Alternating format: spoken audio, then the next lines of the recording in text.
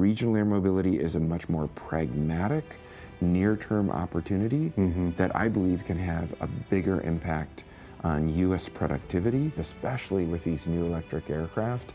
It's affordable. That's the key difference, is the operating costs on these electric aircraft is on the order of 2 to 3 times lower than using turbine or reciprocating aircraft. We want to make the environmentally and community-friendly choice the rational business decision. Well, I really see 2025 as the starting point where the first services start, but it gets really, really exciting in that 2030 to 2035 period. You are going to change the world. It's once in 100 years that you get to have this kind of Wright brothers moment.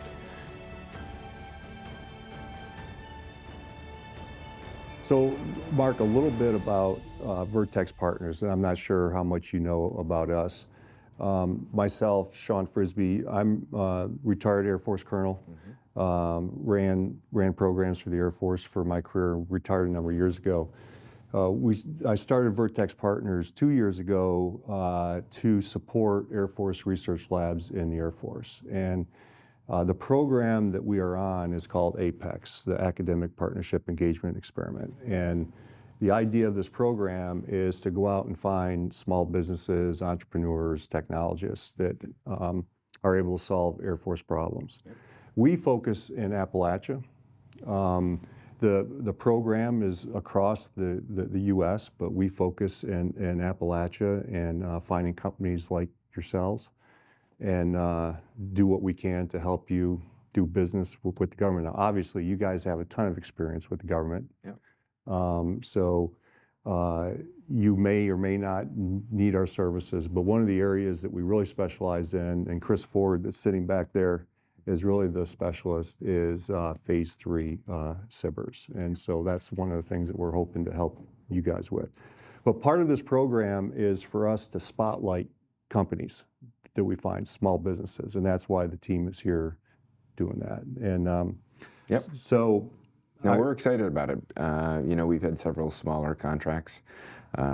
Phase 3 is where the technology gets real and it gets applied, and that's what the Air Force needs. So. Yeah, until the technology is in the hands of the warfighter, it doesn't transition, right? And that's what our goal is to help that out. I read a bit about your background, and you are uniquely qualified in this electric propulsion world. It's really interesting. And a lot of people do not realize that electric propulsion has been around for a while, and we've been working on this in the U.S. for a number of years. So could you tell me a little bit about your background leading up to you founding Whisper Aero? I was at NASA for 32 years, the entire time focused on aircraft. So people think NASA, space, no. For me, it was, even when I was 12 years old, I was like absolutely fascinated with aircraft. And so my journey was all about bringing new technologies that could fundamentally make aircraft better. And so in the 32 years at NASA, did a lot of research across different aircraft types, all the way from big commercial transports to very small UAVs, unmanned air vehicles. But my specialty is on powered lift, which is vertical takeoff and landing aircraft and extremely short takeoff and landing aircraft, and how you combine aerodynamics and propulsion and control and acoustics in very complex ways to achieve amazing new capabilities. Yeah. So in the last half of my career, the last 16 years, was focused on this emerging new technology of electric.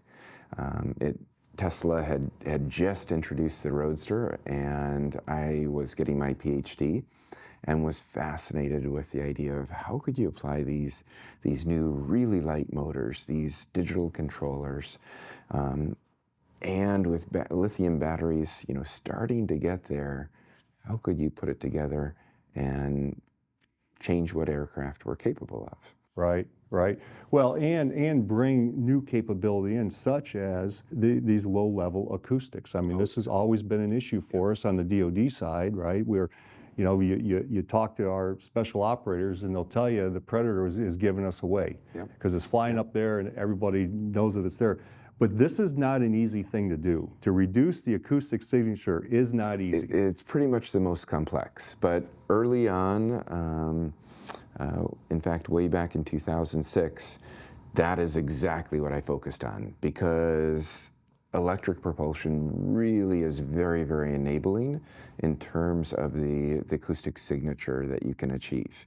And so the first foray that I had into utilizing what I call distributed electric propulsion to achieve a very low acoustic signature is the NASA Puffin. And that was a crazy one-person eVTOL. It was the first eVTOL aircraft and actually created that horrible acronym, which would sit on its tail and could take off vertically. And the idea of that was that this could just remotely deploy, autonomously deploy, and be able to rescue a downed pilot or a hiker, or also or deliver some cargo. But the really unique thing about it is how low of an acoustic signature you could achieve with that little 600-pound aircraft. Yeah, it's just amazing. And then after that, you ended up retiring from NASA. Yep. And went to Uber. Yep. And founded their uncrewed aircraft, or not aircraft. Yeah, I guess it was an Air taxis. Yeah, air taxis. Yeah. So there were actually a bunch of electric concept to flight experiments that I led from Puffin until the Uber days. Greased Lightning was one of my projects where actually the CIA had seen what we'd done with Puffin, and NASA actually wasn't quite ready to really invest in electric aircraft, so the CIA gave us some funding, specifically with the intent of having a really low noise UAV. So that's what Greased Lightning was. Very successful. We flew over 150 times with that UAV system. And then we went on to bigger things with Leap Tech, which looked like a Mad Max truck. It was the first full-size distributed electric propulsion wing that we drove across the desert because we couldn't afford one of the NASA wind tunnels. And then X-57, which was the first X-plane in 25 years. Manned X-plane. So a lot of really cool flight experiments, all focused on electric. And then I started talking to Uber, and they were the 800-pound gorilla in on-demand mobility. Mm-hmm. And so I thought, oh man, this technology is ready. Who could do it? And so then I worked with Uber to write a 100-page white paper that launched the entire urban air mobility industry. And so they recruited me to come start Uber Elevate. And then that was just 5 years of magic, where we convinced 10 different companies to build eVTOL aircraft at their own cost, and essentially put together an entire ecosystem where urban air mobility went from being science fiction to soon becoming reality. I was told that you coined the term eVTOL. Yeah, and I regret it because it's such a horrible term. You'd think I'd have come up with something better, but NASA is always about acronyms. Oh yes, yeah. That's fantastic. So as we think about this urban air mobility or advanced air mobility, the language is all over the board now, right? And it keeps shifting in that. There's a lot of talk about the urban part of this. Yep. And one of the things that we've been really interested in is the utilization of these vehicles in the rural environment. Most of America is rural. And that's what I'm more excited about. Uber was focused on the urban side because their market and their mission was to serve urban areas primarily. And the density, you've got the density there for yeah, right? You've got the density for where they can really generate a lot of revenues, and their whole value proposition was, how do we convince city dwellers to sell their cars and then have really a strong reliance on Uber. And so urban air mobility really helped fulfill a gap where UberX is really good at doing the short distances, but when you needed to hop from San Francisco to San Jose, a 40-mile trip, you know, that's in rush hour, that's a 2-hour Uber, Right. and it costs $120. So how do you convince people to sell their cars when they still have to be doing those kind of trips? Right. So the whole idea was, how can we do longer distances in urban areas much faster and be able to create another alternative than just the UberX on the ground. But I agree with you. So I mean, while I was at Uber, it was all about serving that urban market. Right. But what I personally really care about is regional air mobility. And in the early days of 2011, 2012, when I was first building up a grassroots momentum across participants, we pushed both. And in those days, we called regional air mobility the thin haul or long tail market, because it's about serving, it's not serving the peak density, Right. it's about serving that whole long tail, Right. which is just as important and it's just as big as urban areas, but it's fundamentally underserved. And this is one of the reasons why why we situated the company in Tennessee. We wanted to live in the future that we were trying to create. And frankly, regional air mobility is a much more pragmatic, near-term opportunity that I believe can have a bigger impact on U.S. productivity, on making sure that the entire U.S. economy evolves to this electric age, and that the opportunities are not just in big cities. So here you are in Tennessee, and we'll be at Crossville tomorrow, so we'll get to see your facility there. But you are situated out in that rural environment, and so I love the idea that you said, hey, I want to come and build the company in the place that we really want to support. When you think about Appalachia, you think about Tennessee, you think about Kentucky, we think about it in West Virginia. The people that can really benefit are the ones that are out there in those rural communities.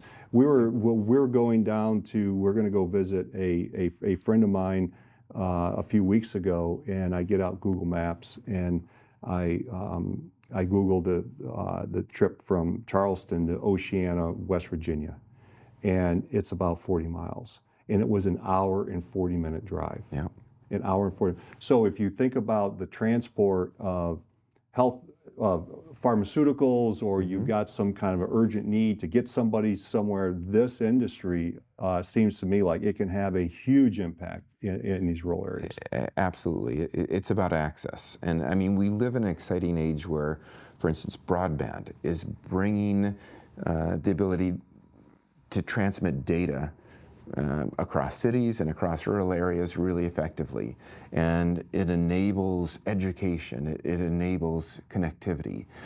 But that's just tiny packets of information. We don't want to leave people behind in that connectivity and accessibility.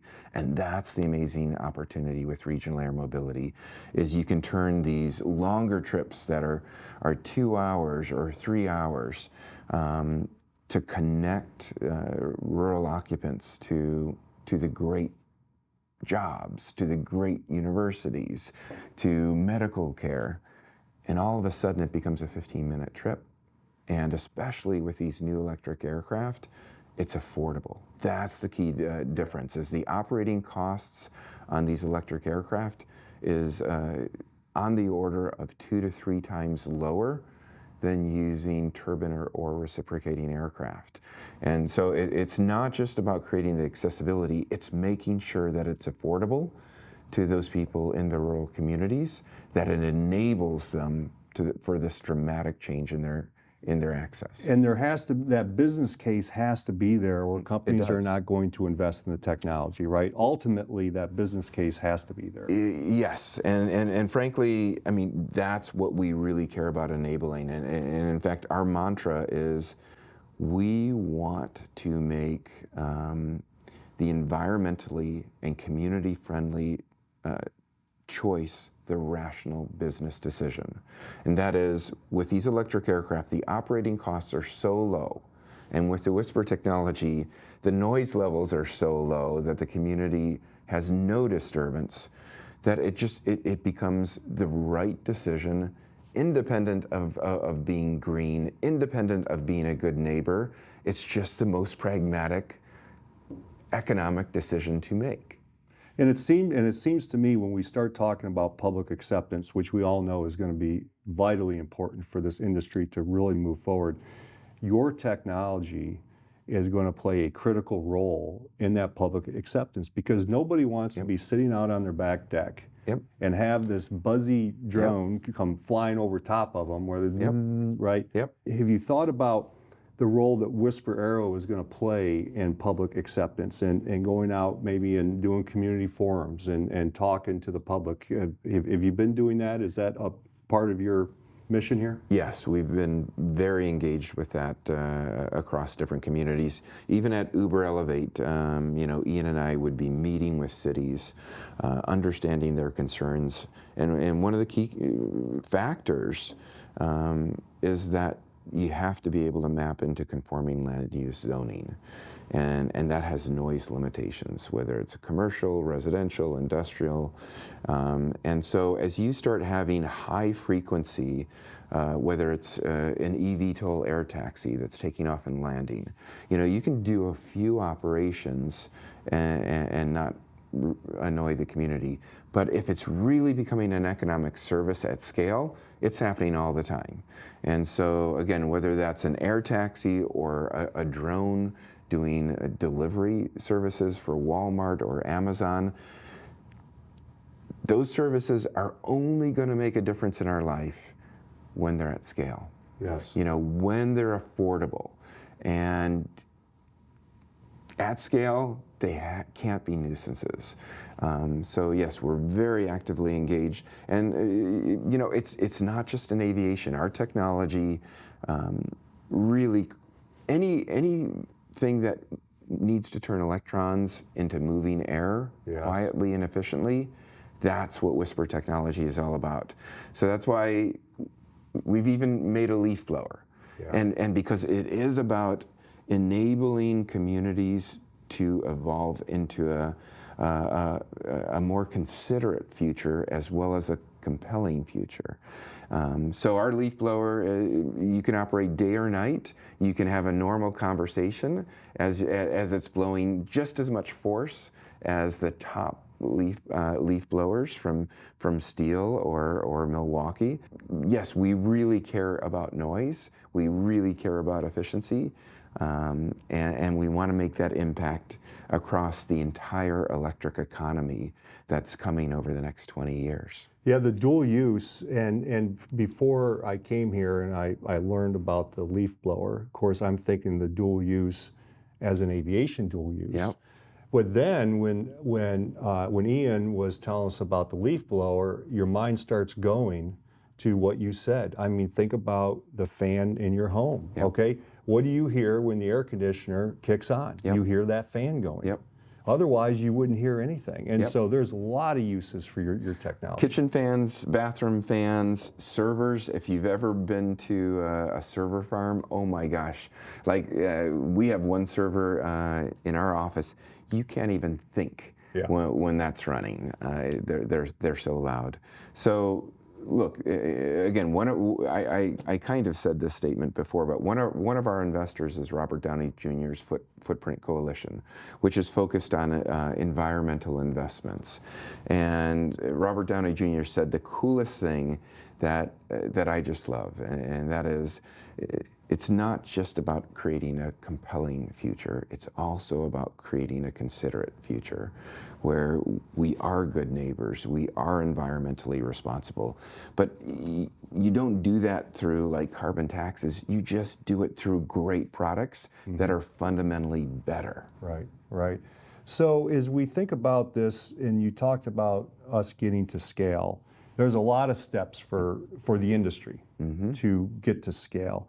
How do you see that playing out? How do you see the step one to end that gets us to scale, or at least maybe some of the big movements that you see happening, especially as we start talking about the rural utilization of these assets? Yeah, so I mean, we're already, again, about 16 years in, where there's been a lot of fundamental research. Now we're just a few years away from the first electric aircraft actually being certified and going into initial commercial use and production. Now, it's not going to be an instantaneous jump. I mean, you always have transitions to these new technologies, you know, whether it's LED TVs or cell phones. You know, there tends to be about a 10-year transition period. Sure. So I really see 2025 as the starting point where the first services start, but it gets really, really exciting in that 2030 to 2035 period when you have many entrants coming in, and you're not just using the first technology wave, but it's all these other synergistic technologies that are piling on top to really make compelling products and services at scale. So it starts with a few electric aircraft, but by 2030, I think you'll see, you know, on the order of 10 to 20 manufacturers ready with products, making a few hundred aircraft per year. And 2035, you see thousands of aircraft being made per year. And then 2040, you actually see this technology that's been incubating in the smaller aircraft going mainstream. And 2040 is when you see large commercial aircraft, 100-passenger aircraft, 150, even 200-seat aircraft that are using battery electric aircraft technologies to be able to go anywhere from 500 to 1,000 miles. That's where most of the trips actually happen. Right. But again, it's not just about the civil market. It's breathtaking capability changes in the military capability set as well. You mentioned before, you know, the Predator, but one of the highest production drones that's ever been made is the Boeing In Situ Scan Eagle. And you know, that's a surveillance drone. It's only 55 pound, about 12-foot wingspan. Well, we've made a drone that is the same size and same weight as that Scan Eagle, but the Scan Eagle has to fly 5,000 feet away to not be heard as it's doing surveillance. Ours needs to fly at 250 feet. And when you can fly that close, you have no weather, no fog. You can take cell phone cameras, distribute them across the wing, have panoramic vision, and be able to have better resolution than a $100,000 camera that's sitting on this drone a mile away.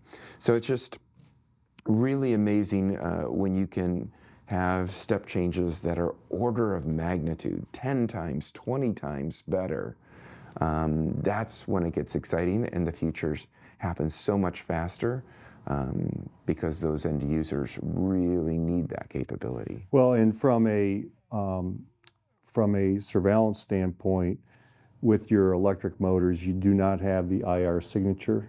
Correct. You've now got the low acoustic signature, and so now you actually are able to work your way towards what we used to call all aspect stealth, right? Yes. Because you put the right skin on there, you're out of the RF, you're out of the IR, and now you're out of acoustic, and that is some really exciting technology for all services. And I want to go back to the scaling up. One of the thoughts that I had is, perhaps the increasingly important role that these little GA airports that we have scattered all over the country that have very little utilization today, those GA airports may become increasingly important as we're in the scale-up phase of these eVTOLs and bouncing from here to here to here to here. What are your thoughts on that? I don't think they may become important. They absolutely will become important. You know, if you look at our transportation systems, the highways are bogged down, especially with semi-trucks. And, you know, in between the cities and in the cities, you know, these major productivity arteries are not keeping up. And we need alternatives. And one of the neat things is here in Tennessee, you know, we have 71 airports, soon to have 72 small airports. These are small, little airports that are right next door. Mm-hmm. And they already exist. It's not like you need to build all new infrastructure. The investment has been made. Right. But, you know, they're only having, you know, 10 to 20 flights a day out of them when they're capable of many hundreds and hundreds of flights. So the opportunity exists and is relatively easy to turn these into mobility portals. You just need these new aircraft that are affordable enough, quiet enough, fast enough to be leveraging them. And it isn't just about aircraft. I mean, these small airports, you know, there's exciting work by the NREL that is showing that you can utilize the land around these airports as essentially electric grids with solar energy. So you can create these microgrids that are serving the local communities. You can essentially make them multimodal, where trucking and other electric vehicles are able to leverage that and have complete cohesive intermodal, intertransportation opportunities with assets that already exist. I just get this sense that I've had this whole conversation is that your goal is that you're going to change the world. Oh, you are going to change the world. We've had that goal from the very beginning. It takes some time to change the world. Sure. You've got to incubate the technologies, then you've got to get to really compelling products. But once those products are there, then you can turn them into ecosystems and systems of systems that collaborate and really make people's lives better.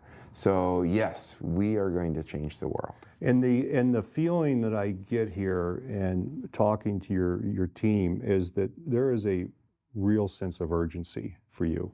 That Whisper Aero is operating with a serious sense of urgency, and you're moving fast, you're agile, you're doing all the things that we see very successful companies do, and that must also be a major part of your core set of values. It's not only part of our values, but it's part of our business model, and that is, look, it's really hard to get to certified products with the FAA. It takes 7 to 10 years. So fundamentally, from our mindset, our business model, our values, was to be able to introduce our technology as quickly as possible. And that's why we see vital partnerships with DoD, where you can introduce these smaller drones very rapidly, and it's not requiring that long FAA certification and BV loss operations. Same with industrial and consumer products. We want to get our technology out and being iterated to get better and better without that long lead time. Now, certainly, we want to get to those aviation products, but let's move even quicker by having all sorts of interim products that can let us iterate. And with that 10-year aircraft product, already be on the 20th generation of propulsors that have been proven out in consumer and DoD applications. What haven't I asked you that I should have asked you that you want to make sure that you talk about? We live in a really exciting time, you know, and I think sometimes we forget that because life is so busy, but I mean, it's once in 100 years that you get to have this kind of Wright brothers moment. It's once in 100 years that the economy transitions transportation types and energy types. All those things are happening right now at the same time. And you have this convergence of not just electric technologies, but autonomy technologies, of manufacturing technologies, of digital computational technologies. And they're all colliding at the same time. And it's breathtakingly exciting. It's horribly complex.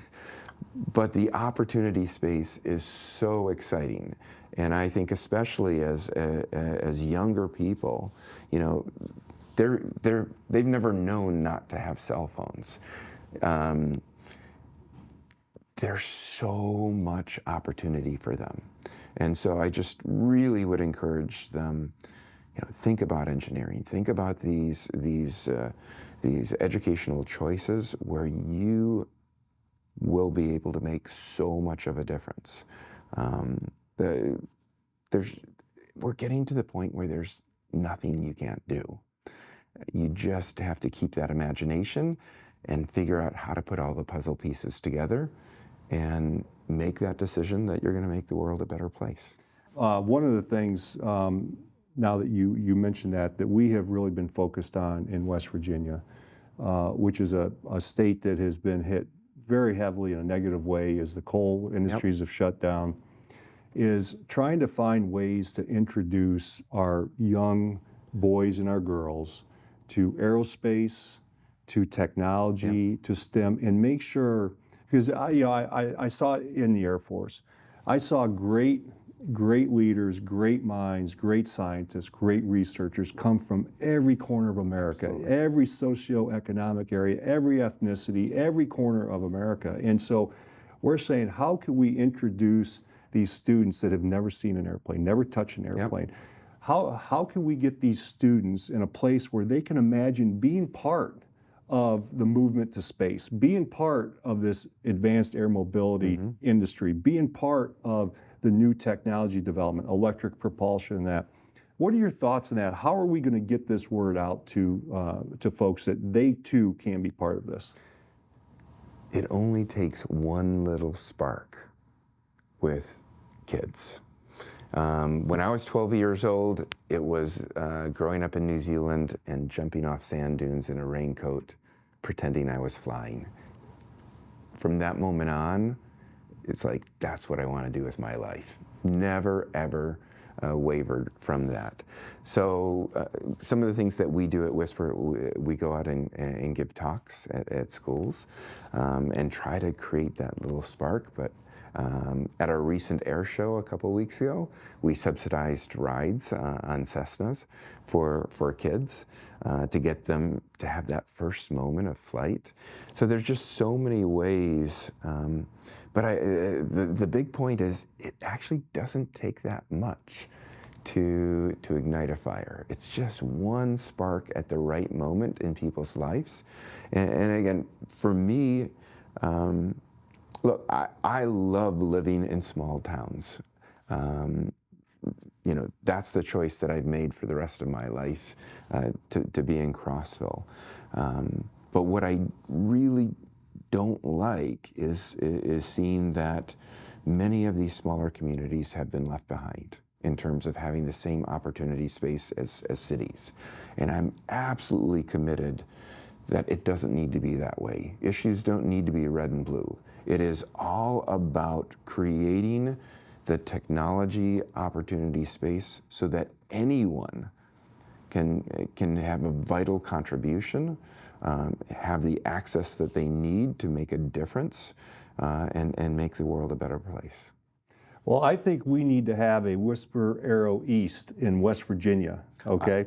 Because what you've got going here and what you just talked about is so exciting, and I mean, it just puts goosebumps up my back. It's just incredible. I actually looked at a small airport that was for sale in West Virginia, and showed that to the team, and I said, "Wouldn't this be cool?" And especially there's parts of the United States where geography just are more complex, and it's much harder to get around.